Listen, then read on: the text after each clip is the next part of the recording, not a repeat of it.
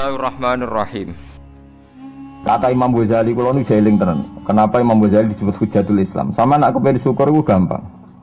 Duit randuwe, utang wakeh, jatuh tempo, bojo wani, anak kecewa di bapak kowe, terus mentek ngamek kowe. Niku jari Imam Ghazali kena sekarang ana nikmat moro kuburan. Moro kuburan terus kamu berkeyakinan bahwa semua yang sudah mati itu sangat-sangat berkeinginan hidup meskipun hanya 1 jam. Wong sak donya mulai Nabi Adam nganti saiki kabeh berharap dihidupkan lagi meskipun 1 jam karena ingin membenahi kalimat tauhid la ilaha illallah. Lah kowe iku jek urip. Lah kowe iku jek urip. Berarti wong sak miliar-miliar sing wis mati iku iri mek kowe mergo kok jek urip. Nah, berarti terus kowe syukur ya Allah apapun masalahnya di dunia saya ini hilang semua mergo kula jek urip. Kula balen malih. Dengan demikian kowe muni alhamdulillah aku fasih. Piye wae kowe iku duwe nikmat rupa-rupane urip yang sangat diingini oleh Firaun sekalipun, oleh Namrud, oleh Qarun, orang-orang miliarder dulu, itu sangat berkeinginan sing jenenge urip. Lah kowe nyatane sakniki napa? Iki urip. Berarti ini luar biasa. Paham napa? Luar biasa. Ini tak warai ilmu tauhid itu. Terus nanti setiap saya ngaji setelah selesai sampean baca dijiwai. Sebab itu ketika orang kafir dimasukkan neraka itu sebenarnya Allah itu hanya bilang gini, wakilat usyrakaakum fada'auhum falam yastajibu lahum wa ra'awul adab. Tidak apa-apa kamu sekarang masuk neraka, kamu tidak menuhankan saya. Kamu minta tolong sama Tuhan kamu. Nah, ketika demikian kita pernah menuhankan yang paling ekstrim tentu menuhankan batu, menuhankan dewa-dewi, atau mungkin Tuhan di bawah itu ya kita menuhankan uang, menuhankan sebab, menuhankan jabatan macam-macam sehingga mengalahkan Tuhan sejati Allah. Terus mereka minta Tuhan-Tuhan itu supaya menolong. Walhasil akhir cerita itu wadolla anhum ma kanu yaftarun, wadolla ankum ma kuntum tasubun, wadolla anhum ma kanu yaftarun. Itu di Quran diulang-ulang dengan beberapa redaksi. Akhirnya hilang apa yang kalian kira ada. Oke, akhirnya hilang apa yang kira kalian ada. Misalnya kita mengatakan bahwa hidup itu harus makan, harus minum. Ternyata nanti di akhirat tanpa makan, tanpa mikun orang hidup. Makanya itu hebatnya ulama, hebatnya ahli sunnah, hebatnya nabi. Nabi itu orang mukmin itu dilatih. Kalau lesu ya makan, kalau ngantuk ya tidur. Tapi kita diajari ada makhluk hidup yaitu malaikat yang tidak makan, tidak tidur. Paling tidak meskipun kita itu kalau tidak makan lemes, kita tetap tidak mengatakan tanpa makan makhluk pasti mati. Karena kita berkeyakinan diberi akidah. Ada makhluk yang namanya malaikat, tidak makan, tidak minum tapi hidup. Sehingga meskipun kita mengalami kalau tidak makan itu mati, tapi tetap menyisakan satu keyakinan bahwa makan itu tidak syarat hidup. Buktinya malaikat nggak makan, hidup.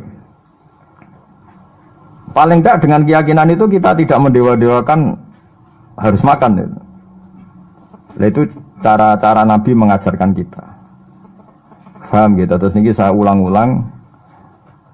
Makanya disebut wadolla anhum. Apa yang mereka kira ada itu dari awal tidak ada. Ya, apa yang mereka dikira ada nanti di akhirat tidak ada. Lah sing ada itu tetap nopo alhamdulillah. Makanya ketika nanti orang masuk surga gitu, da'wahum fiha subhanakallahumma wa tahiyyatuhum fiha salam wa akhiru da'wahum alhamdulillahi rabbil alamin. Ini penting kula aturaken. Terus sakjane salah niku ora dikepenak.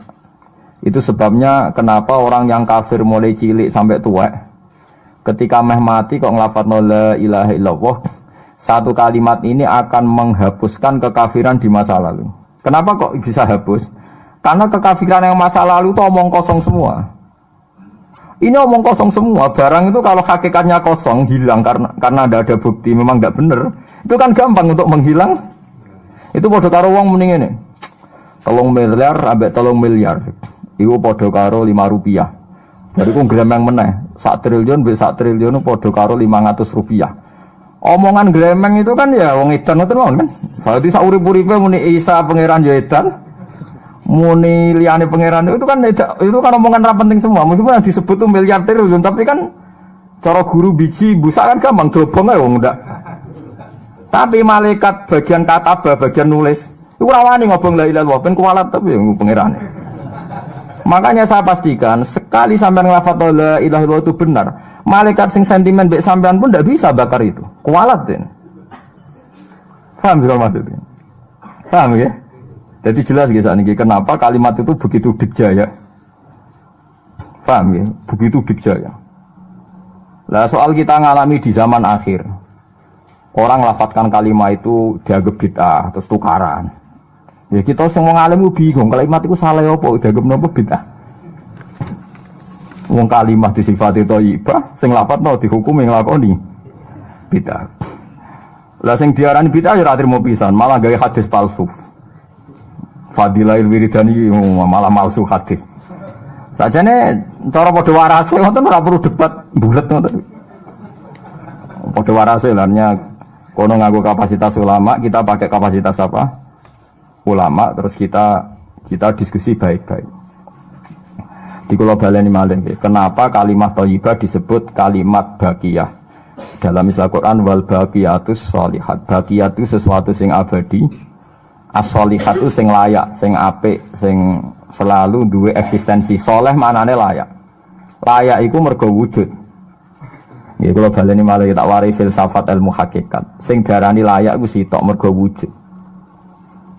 Nak barang ora wujud itu jenenge dilafadzno tapi mboten layak. Jadi barang ana sing dilafadzno tapi ora layak, ana sing ora usah dilafadzno tapi wis layak disebut sholihat. Soleh maknane apa? Layak atau punya eksistensi. Misalnya begini ya, kalau tak warai ya, ben sama nang lafadzno la ilaha illallah itu benar. Ketika manusia itu menganggap,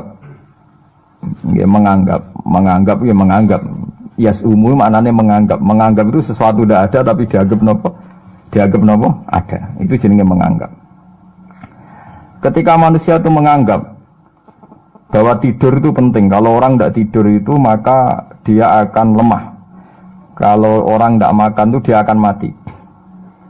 Sebetulnya semua ilmunya manusia itu menganggap, karena diulang-ulang oleh satu kejadian. Kalau nak gak mangan itu lesu, nak gak turu itu lemes. Terus dia menganggap kalau gak tidur itu orang mati, kalau gak makan itu orang mati. Itu ilmu yang dikatakan oleh para ahli hakikat hanya menganggap itu sah. Karena anggapan manusia salah itu sah, keliru ya sah, benar ya sah, tapi ya hanya anggapan. Tapi dalam ilmunya Allah Ta'ala sing abadi, kehidupan itu tidak bersyarat makhluk itu harus makan, dan Allah bisa membuktikan itu lewat Allah menciptakan apa? Malaikat. Nah sehingga semua ilmu selain ilmu hakikat itu dalam bahasa ilmu hakikat disebut kita menganggap, kita merasa tahu. Bukan saya tahu, tapi saya merasa tahu. Nah, liane kalimat la ilaha illallah itu semuanya begitu. Kita merasa tahu bahwa kira-kira begini, kita melihatnya begini. Tapi sing hakikat, sing gak bisa dibatalkan bahkan oleh malaikat sekalipun, niku namun kalimat la ilaha illallah. Nanti disebut kalimatu haqqin 'alaiha nahya wa 'alaiha namut wa 'alaiha nufatu insyaallah taala minal amin. Karena yang dikatakan hidup itu roh. Roh itu tidak butuh makan. Ketika jasad itu mati, hancur, itu rohnya kan masih hidup. Dia pindah di alam ulya sana. Roh itu hayat, hayat itu dari kata roh. Roh itu maknanya hidup, hayat maknanya hidup. Roh dan hayat ini satu sistem yang kita tidak tahu, yang tahu hanya Allah. Ini tidak butuh makan. Sing butuh makan, butuh utang, butuh bodoh niku jasad. Paham nggih? Roh ora tau utang, ora tau gadekne BPKB, paham nggih? Enggak melo-melo dia. Makanya ketika jasad kakean pola itu roh nyesal. Kok ngatasnamakan saya demi hidup sampai direwangi utang-utang wong, direwangi uripe bulet. Toh saya bisa hidup tanpa hutang. Lah iku manusia iku aneh. Makanya disebut alam rohaniin itu sudah. Nah, ketika kita mati itu kan yang mati itu jasad. Jasad itu mati, rohnya sowan Allah. Tapi kita secara bodoh mengatakan kita mati. Loh, yang mati itu siapa? Hanya jasad kita, roh kita tidak mati. Yang sowan Allah itu roh kita. Tapi kita bilang kita mati. Ya berarti kita bilang kita mati, ya kita mati. Menurut bahasa manusia kalau kita sudah tidak ambekan, tidak makan, tidak minum, disebut kita nopo mati. Tapi alhamdulillah kita ini mukmin, meskipun bahasakan kita mati terus bahasano mugi-mugi disepunten pangeran niki ruhe nembe sowan, mugi-mugi diwelas. Intine dekne ra muni mati. Paham nggih?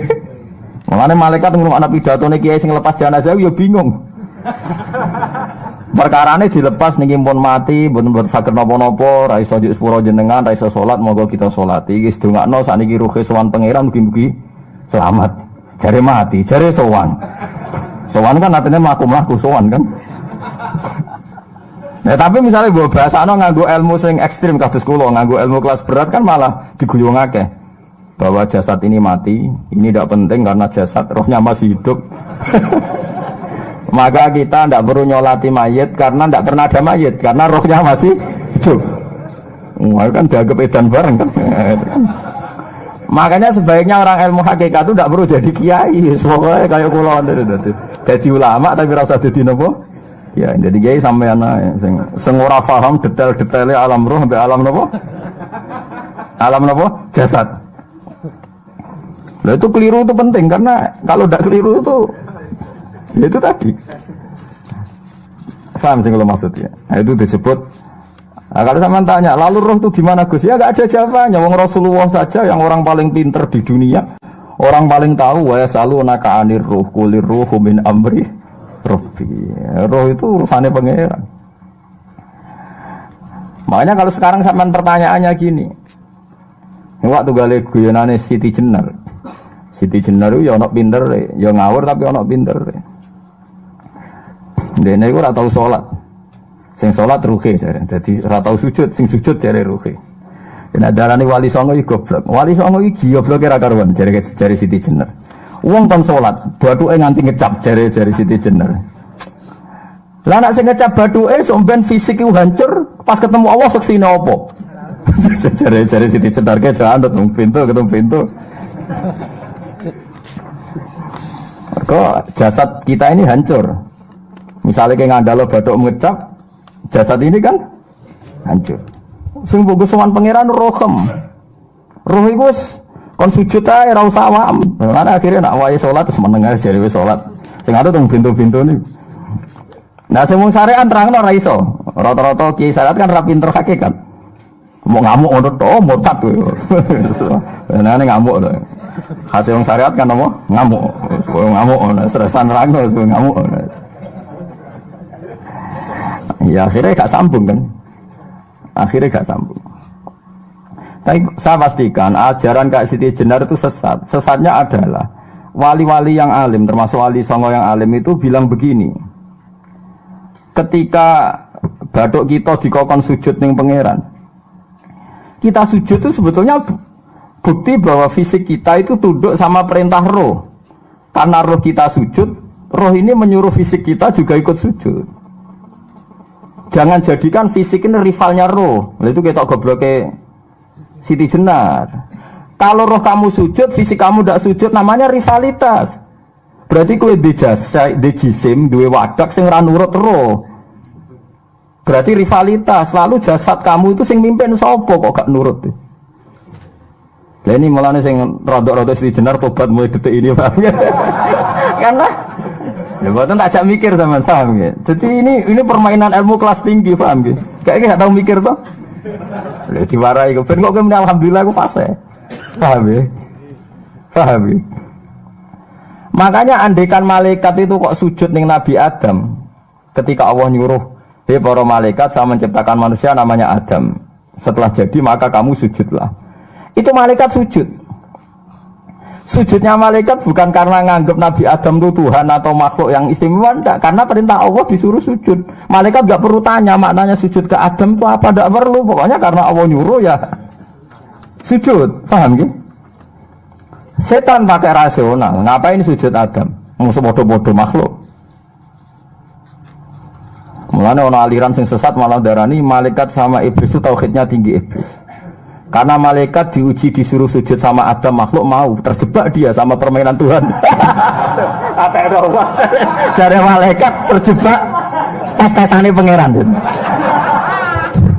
Iblis luwih pinter perkara nek ora gelem sujud.